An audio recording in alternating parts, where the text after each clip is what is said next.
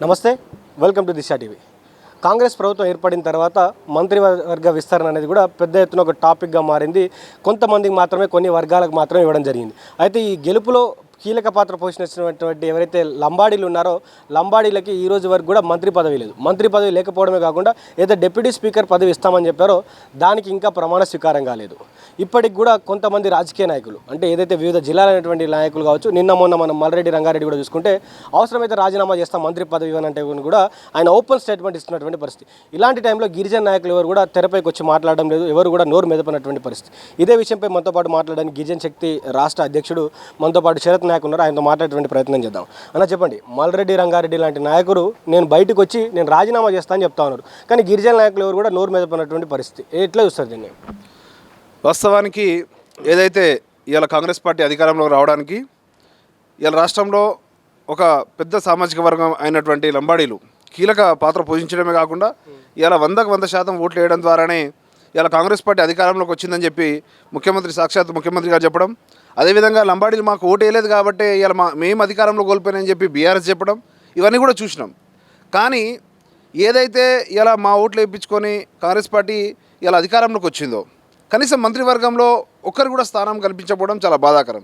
దీని మీద చాలాసార్లు మేము మాట్లాడినాం, ఇప్పుడు కూడా మాట్లాడుతూనే ఉన్నాం, మొన్న కూడా ప్రతి సందర్భంలో కూడా. ఎందుకనంటే ఇవాళ మీరు ఒకసారి ఆలోచన చేయండి, రంగారెడ్డి మరియు హైదరాబాద్ ప్రాంతంలోనే లంబాడీలు చాలా తక్కువ పాపులేషన్, కానీ రిమైనింగ్ తెలంగాణ మొత్తం కూడా ఇలా కాంగ్రెస్ పార్టీ గెలిచినటువంటి ప్రతి స్థానంలో చూడండి, ఇది రిజర్వ్డ్ కాకుండా అన్రిజర్వ్డ్లో కూడా దాదాపు లంబాడీలు 50,000, 60,000, 40,000 పై చులుకున్నటువంటి అసెంబ్లీ స్థానాల్లో మాత్రమే ఇలా కాంగ్రెస్ పార్టీ కూడా గెలవడం జరిగింది. అది ఈ వాస్తవాలు అధిష్టానానికి తెలుసు, ఇక్కడ ఉన్నటువంటి ముఖ్యమంత్రి గారికి తెలుసు, అందరికీ తెలుసు. కానీ ఇప్పటివరకు కూడా, ఎందుకంటే ఇప్పుడు జూన్లో కూడా మంత్రివర్గ విస్తరణ ఉందని చెప్పి ఇంకా ఏవైతే 2 ఖాళీలు ఉన్నాయో దానికి సంబంధించి కూడా ఇలా చేస్తారని చెప్పి కూడా మేము వార్తల్లో చూస్తూ ఉన్నాం. ఈ మధ్యకాలంలో మేము మళ్ళీ అడుగుతూ ఉన్నాం, ఖచ్చితంగా లంబాడి సామాజిక వర్గానికి మంత్రివర్గంలో ఒక స్థానం కల్పించాల్సిందే. ఇవాళ కల్పించకపోవడం అనేది నిజంగా ఆ జాతిని అవమానించడమే అవుతుంది. ఎందుకంటే మీరు అధికారంలో రావడానికి అండగా నిలబడ్డటువంటి జాతిని ఇలా మీరు పక్కన పెట్టడం అంటే ఖచ్చితంగా అవమానించడమే కదా. అదేవిధంగా ఇవాళ చూస్తే 2.5 సంవత్సరాలు అవుతుంది గవర్నమెంట్ వచ్చి, ఇవాళ ట్రైకార్ చైర్మన్గా ఇవాళ బెల్లయ్య గారికి పెట్టి ఇవాళ కనీసం ఒక సబ్సిడీ, ఒక పథకం ఇంప్లిమెంటేషన్ అయినటువంటి పరిస్థితి లేదు. ఇలా ఒక సబ్సిడీ ఇచ్చే పరిస్థితి లేదు. మరి ఎందుకు చైర్మన్ ఎందుకు, లేకుండా ₹1 అక్కడ నిధులు కేటాయించకుండా మరి దేనికోసమైనా అక్కడ కూర్చోవాలి? ఇలా ఏదైతే యువకులకు కావచ్చు, యువతులకు కావచ్చు, గ్రామీణ ప్రాంత పేద రైతులకు కావచ్చు, ఇలా ట్రైకార్కి సంబంధించినటువంటి నిధులు వచ్చినప్పుడే ఇలా ఎంతోమంది కూడా లబ్ధి చేకూరేటువంటి ఆస్కారం ఉంటుంది. కానీ 2.5 సంవత్సరాలుగా ఇలా ఒక్క నోటిఫికేషన్ లేదు కార్పొరేషన్ నుంచి.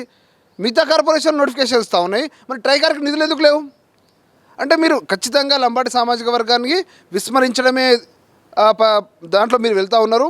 ఇది మాత్రం సమాజం మొత్తం కూడా గమనిస్తూ ఉన్నది. ముఖ్యంగా లంబాడీలు కూడా ఇవాళ 2 సంవత్సరాలుగా మేము ఓపికతో ఉన్నాం. ఎందుకనంటే కాంగ్రెస్ పార్టీకి ఇవాళ లంబాడీలో ఒక అవినాభావ సంబంధం ఉంది. ఖచ్చితంగా ఈ రోజు కాకపోతే రేపైనా మాకు వస్తుందేమో, ఇవాళ మా జాతిని గుర్తిస్తారేమో, ఇవాళ తీసుకుంటారని చెప్పి వేచి చూస్తూ ఉన్నాం. ఖచ్చితంగా ఈ జూన్లో జరిగేటువంటి ఖచ్చితంగా మంత్రివర్గం స్థానంలో కల్పించాల్సిందే. లేని పక్షంలో మాత్రం ఇప్పటికే చాలా వ్యతిరేక ఏదైతే వార్తలు కావచ్చు, అదేవిధంగా చాలామంది నాయకులు కావచ్చు, ప్రజలు ఎక్కడ కూర్చున్నా కానీ మాట్లాడేటువంటి పరిస్థితికి వచ్చింది.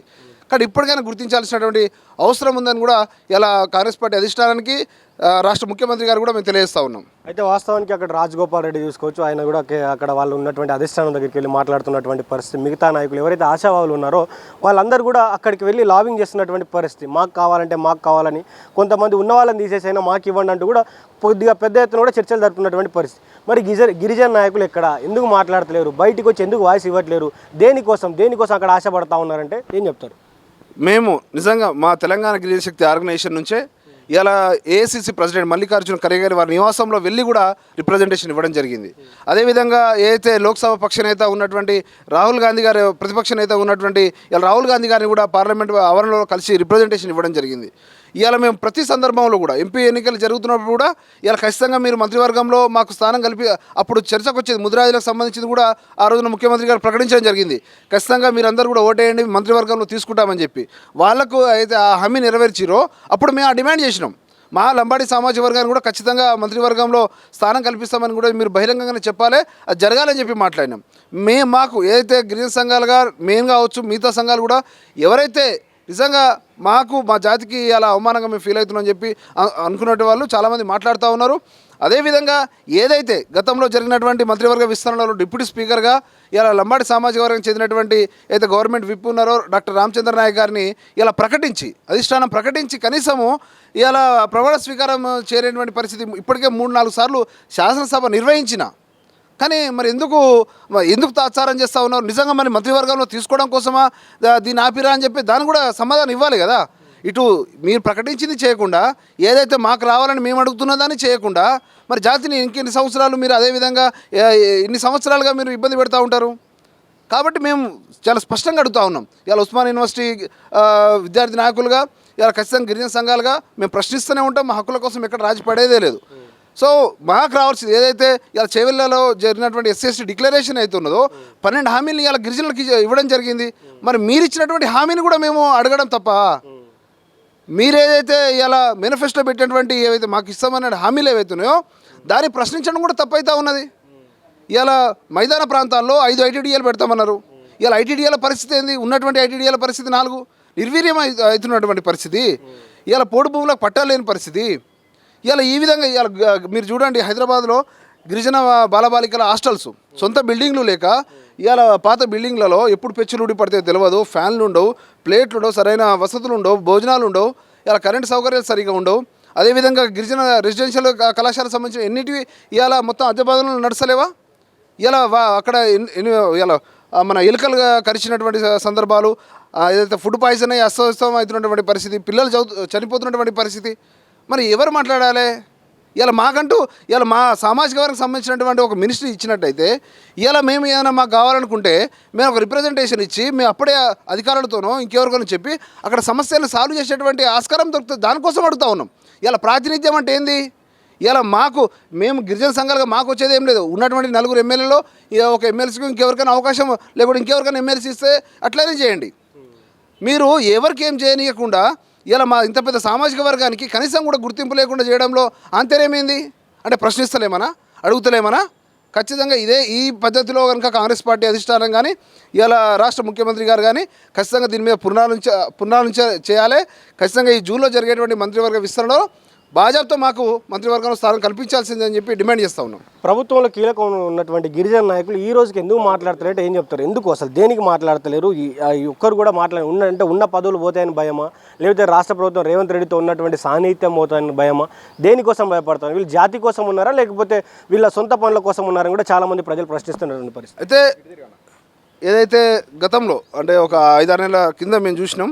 ఒక సందర్భంలో ఏదైతే 4 ఎమ్మెల్యేలు ఉన్నారో వాళ్ళు ముఖ్యమంత్రి గారి దగ్గరికి వెళ్ళి అంటే లాస్ట్ మంత్రివర్గ విస్తరణ జరుగుతున్నటువంటి సమయంలో మా సామాజిక వర్గాన్ని కూడా ఇవ్వాలని చెప్పి కూడా ఒక రిప్రజెంటేషన్ ఇవ్వడం జరిగింది వారు కూడా. సో వాళ్ళు అక్కడ అధికార పార్టీలో ఉండి బహిరంగంగా మనం మాట్లాడకపోవచ్చు కానీ వాళ్ళు కూడా ఒత్తిడి తెచ్చే ప్రయత్నం చేశారు. మా సంఘాలు అడుగుతూ ఉన్నాయి, మా ప్రజలు అడుగుతూ ఉన్నారు.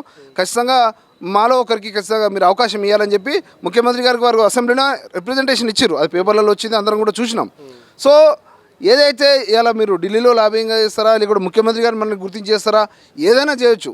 కానీ ఖచ్చితంగా ఇప్పుడు జరిగేటువంటి మంత్రివర్గ విస్తరణలో న్యాయం జరగాల్సిందే. దానికోసం ప్రజలందరూ వెయిట్ చేస్తూ ఉన్నారు. మాకు వాళ్ళు మంత్రి అయితే మాకు ఒరిగేది ఏముండదు. ప్రజలకు ఎవరికైనా అవసరం ఉన్నప్పుడు వెళ్తే ఇలా వాళ్ళ బాధలు చెప్పుకుంటే ఏదైనా కొన్ని తీర్చేటువంటి ఆస్కారం ఉంటుంది. ఇలా ఇంత పెద్ద సామాజిక వర్గాన్ని కాంగ్రెస్ పార్టీ గుర్తించినట్టు ఉంటుందని చెప్తా ఉన్నాం. ఇలా మాకేదో జరుగుతుందని చెప్పి మేము చెప్పట్లే. అలాంటి మీరు ఒక పెద్ద సామాజిక వర్గాన్ని గుర్తించినట్లయితే ఖచ్చితంగా ఆ సామాజిక వర్గంలో ప్రజలందరూ కూడా మీ వెంట ఉంటారు కదా అని చెప్పి మేము చెప్తా ఉన్నాం. అయితే లంబాడీలకు నిజంగా మంత్రి పదవి రాకపోవడానికి సీతక్క కూడా కొంత కారణం అని కూడా ఒక మాట వినబడతా ఉంది. మీరేమంటున్నారు? నేనైతే అది నిజమని అనుకోవట్లేదు. ఎందుకనంటే మేము ఆ రోజున వచ్చినప్పుడు కూడా చెప్పినాం, తనకు మెరిట్ కోటాలో వచ్చింది, ఓపెన్ కోటాలో సీతక్క గారికి వచ్చింది. ఆమెకు రావడానికి మేమే ఆ రోజు రవీంద్ర భారతిలో డిప్యూటీ సీఎం గారు అదేవిధంగా అందరు ఎమ్మెల్యేలను తీసుకొచ్చి సీతక్క గారికి సన్మానం చేసినాం. అప్పుడు అందరం కూడా సంతోషపడ్డాం. ఇవాళ మెరిట్లో మన ఆడబిడ్డకి ఇవాళ మంత్రివర్గంలో స్థానం దొక్కింది. అదేవిధంగా ఇవాళ ఇంత పెద్ద సామాజిక వర్గాన్ని కూడా దక్కాలని చెప్పి ఈరోజు కూడా మాట్లాడుతున్నాం. మా హక్కుల కోసం మేము ఎక్కడ కూడా రాజీ పడేది లేదు. మేము కొట్లాడుతూనే ఉంటాం. అది సాధించే వరకు మా పోరాటం ఉంటుంది. సో చివరిగా ఏం చెప్పదలుచుకున్నారు? ఈ మంత్రివర్గ విస్తరణ జూన్లో జరగబోతూ ఉంది. సో రేవంత్ రెడ్డి గారికి బంజారా సామాజిక వర్గం నుంచి లంబాడీల తరపు నుంచి ఏం చెప్పదలుచుకున్నారు? ఈరోజు ముఖ్యమంత్రి గారు మీరే చాలా సందర్భాల్లో ఇవాళ ఈ సామాజిక వర్గం ఏదైతే ఇందిరాగాంధీ నుంచి అనుబంధం ఎట్లయితే ఉన్నదో కాంగ్రెస్ పార్టీకి ఇప్పటివరకు కొనసాగుతూ ఉన్నది. ఈరోజు ప్రభుత్వం రావడానికి కూడా కీలక భూమిక పోషించారని చెప్పి మీరే అనేక సందర్భాల్లో చెప్పడం జరిగింది. అదేవిధంగా ఇవాళ మీరు ఆ రోజున ఆప్షన్ హాలిడే ఇచ్చినప్పుడు కూడా మేము పాలాభిషేకం చేసినాం. శివలాల్ మహారాజ్ జయంతి సంబంధించి ఆప్షన్ హాలిడే ఇచ్చినప్పుడు ఇదే ఆర్ట్స్ కాలేజ్ ముందు మేమందరం కూడా గిరిజన సంఘాలందరం కూడా ఇవాళ పాలాభిషేకం చేయడం జరిగింది. ఎందుకు మంచి పని చేసినప్పుడు ఖచ్చితంగా మేము దాన్ని ఆహ్వానించుకుంటాం. ఇలా ఒక 1 CR ఇచ్చేటువంటి డబ్బుల్ని మీరు 2 కోట్లు చేసారు, దాన్ని కూడా మేము సంబరపడ్డాం. సో ఏదైతే మీరు మంచి చేయాలనుకున్నారు విషయాలు ఏవైతే ఉన్నాయో ఖచ్చితంగా దాన్ని మేము తీసుకుంటాం. అదేవిధంగా మాకు రావాల్సిన దాని గురించి ఖచ్చితంగా మీరు అధిష్టానంతో కొట్లాడతారా, మాట్లాడతారా, ఇంకేమైనా చేసినా కానీ మిమ్మల్ని నమ్ముకున్నాం. ఖచ్చితంగా ఈ సామాజిక వర్గం మీతో ఉంటుందని చెప్పి మీరు ఏదైతే అన్నారో మీరు ఖచ్చితంగా ఈ జూన్లో జరిగేటువంటి మంత్రివర్గ విస్తరణలో లంబాడీలకు స్థానం కల్పించాల్సిందే అని చెప్పి ఇవాళ మేము కోరుతా ఉన్నాం.